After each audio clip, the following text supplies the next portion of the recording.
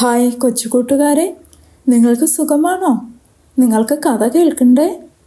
നിങ്ങൾക്കിന്ന് ബൈബിളിലെ എലീശ അപ്പച്ചൻ്റെ കഥ പറഞ്ഞു തരാം. കുറേ വർഷങ്ങൾക്ക് മുമ്പ് അപ്പനും അമ്മയും 2 മക്കളും ഒരു വീട്ടിൽ സന്തോഷമായി താമസിച്ചിരുന്നു. അവർ എന്നും പള്ളിയിൽ പോകുമായിരുന്നു. അവരുടെ അപ്പൻ പള്ളിയിലെ എല്ലാ കാര്യങ്ങളിലും എലീശ അപ്പച്ചനെ സഹായിക്കുന്ന ദൈവഭയമുള്ള ഒരു നല്ല പിതാവായിരുന്നു. ചില വർഷങ്ങൾ കഴിഞ്ഞപ്പോൾ ഈ 2 മക്കളുടെ അപ്പൻ മരിച്ചുപോയി.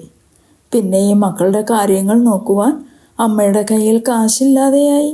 അപ്പോൾ അടുത്തുള്ള ഒരു വ്യക്തിയുടെ കയ്യിൽ നിന്നും അമ്മ കാശ് കടം വാങ്ങി.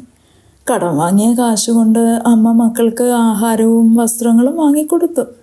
കുറച്ച് ദിവസങ്ങൾ കഴിഞ്ഞപ്പോൾ അമ്മയ്ക്ക് കാശ് കടം കൊടുത്ത ആൾ വന്ന് അമ്മയോട് പൈസ ചോദിച്ചു.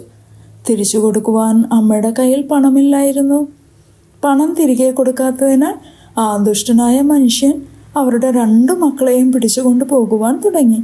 ഇത് കണ്ടപ്പോൾ പാവം അമ്മ കരഞ്ഞു നിലവിളിച്ചുകൊണ്ട് എലീശ അപ്പച്ചൻ്റെ അടുക്കൽ പോയി സങ്കടം പറഞ്ഞു. കടക്കാരൻ പൈസ തിരികെ കൊടുക്കാത്തതിനാൽ എൻ്റെ 2 മക്കളെയും പിടിച്ചുകൊണ്ട് പോകുവാൻ വന്നു നിൽക്കുന്നുവെന്ന് പറഞ്ഞ് കരഞ്ഞു. അപ്പോൾ എലീശ അപ്പച്ചൻ അമ്മയോട് നിങ്ങളുടെ വീട്ടിൽ എന്തുണ്ടെന്ന് ചോദിച്ചു.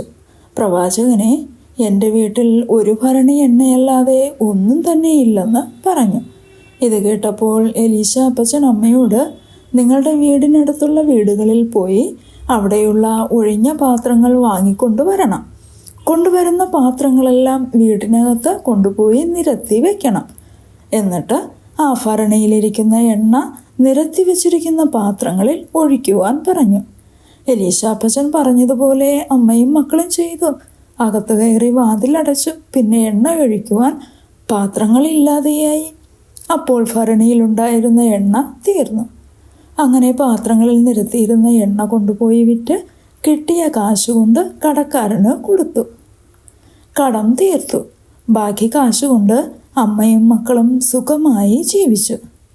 കൊച്ചുകൂട്ടുകാരെ, നിങ്ങൾക്ക് ഈ കഥ ഇഷ്ടമായോ? ഇഷ്ടമായെങ്കിൽ ലൈക്ക് ചെയ്യാനും സബ്സ്ക്രൈബ് ചെയ്യാനും മറക്കല്ലേ. ഈ കഥ എവിടെ നിന്നാണ് എടുത്തിരിക്കുന്നതെന്ന് അറിയണ്ടേ? 2 രാജാക്കന്മാർ 4:1 മുതൽ 11 വരെയുള്ള വചനങ്ങൾ. നാളെ വേറൊരു കഥയുമായി ഞാൻ നിങ്ങളുടെ അടുക്കൽ വരുന്നതായിരിക്കും. ബൈ.